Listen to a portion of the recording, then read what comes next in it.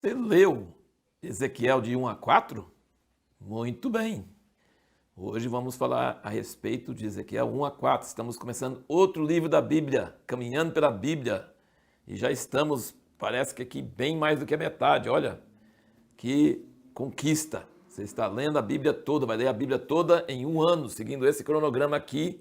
Qualquer dia que você começar, mas aqui começa em janeiro.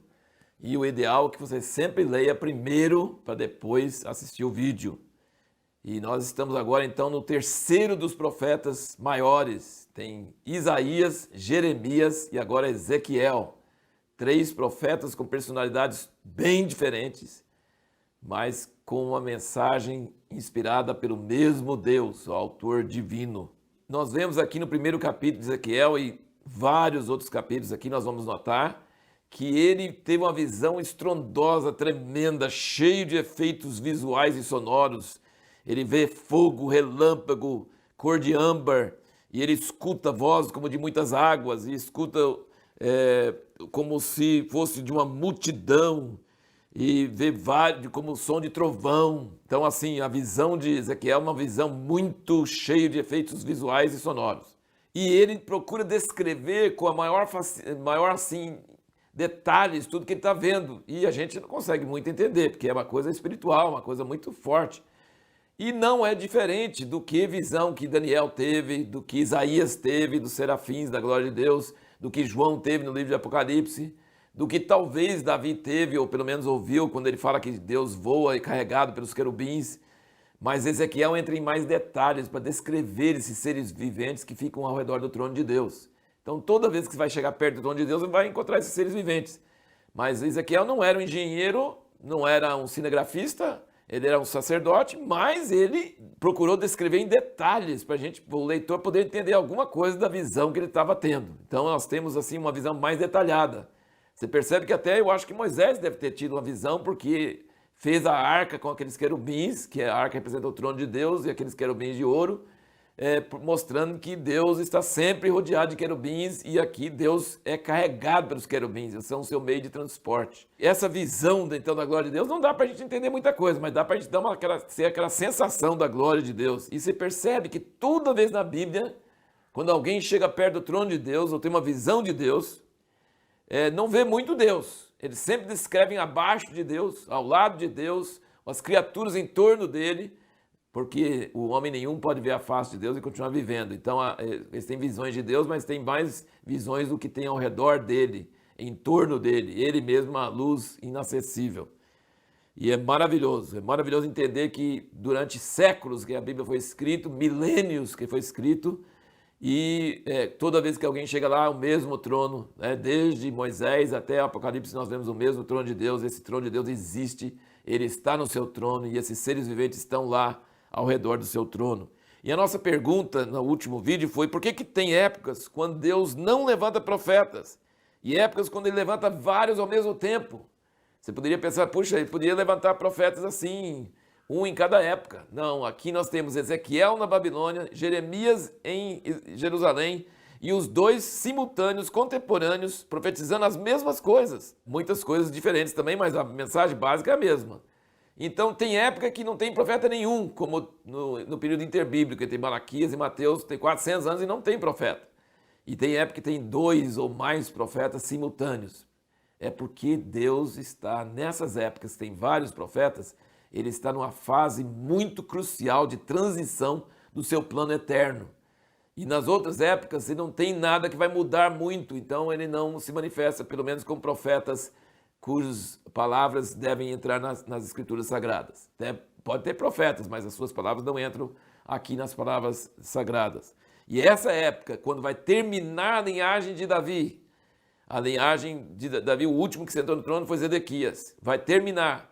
Jerusalém vai ser destruído, o templo vai ser destruído, o lugar que Deus ia habitar na terra. E vai passar uma fase muito importante do plano de Deus. Então ele levanta, sim, vários profetas nessa época. Nas outras épocas, o plano de Deus hiberna. Ele continua, mas ele fica hibernando, sabe? Hibernando, igual o urso que fica lá no inverno e não come nada, não sai nada. O plano de Deus fica hibernando. Ele está presente, ele vai atuar no mundo, ele está vivo, mas ele não está sofrendo nenhuma mudança que precisa de algum profeta bíblico para descrever. E agora alguns outros aspectos muito interessantes você deve, assim, lembra quando você está lendo a Bíblia, caminhando pela Bíblia comigo, que a maior parte das coisas você não vai entender e a maior parte das coisas eu também não entendo até hoje, depois de ter lido trocentas vezes. Então, não se preocupe com o que você não entende. Leia sem entender mesmo. Essa é a minha dica. Não se preocupe com o que você não entende. Preocupe com o que você entende. Porque o que você entende, Deus vai cobrar de você. Então isso é muito importante. Eu vi esse ditado do Mark Twain. Ele falou assim, não preocupa com o que você não entende na Bíblia. Preocupa com o que você entende. Porque o que você entende, você precisa obedecer e Deus vai cobrar de você. E cada dia, cada vez que você lê a Bíblia, todo ano que você lê a Bíblia, espero que essa caminhada anime você a ler a Bíblia todo ano, sempre, ler a Bíblia toda, sempre. Foram as duas palavras que meu pai sempre passou para nós sobre a Bíblia. Muda a sua vida se você ler a Bíblia toda, sempre. Muito importante. Cada vez você vai entender mais coisas, você vai entender outras coisas. Muito importante. Então vamos ver algumas das coisas aqui. Veja o que acontece quando Deus aparece para um homem. O homem cai na presença de Deus. No capítulo 2, versículo 2, ele fala, então, quando ele falava comigo, entrou em mim o Espírito e me pôs em pé. O capítulo 3, versículo 12, ele diz, então o Espírito me levantou e ouvi por trás de mim uma voz. Então, várias vezes ele fala sobre isso. No versículo 14, então o Espírito me levantou e me levou. E no versículo 24 do mesmo capítulo, então entrou em mim o Espírito e me pôs em pé. Então, assim, quando você vê a glória de Deus, você não consegue ficar em pé. Você cai e só levanta quando o Espírito de Deus levanta para você poder ouvir e obedecer. E ele usa várias expressões que eu achei muito interessante também. Ele diz, se abriram os céus, tive visões de Deus, veio expressamente a palavra do Senhor, estava sobre mim a mão do Senhor.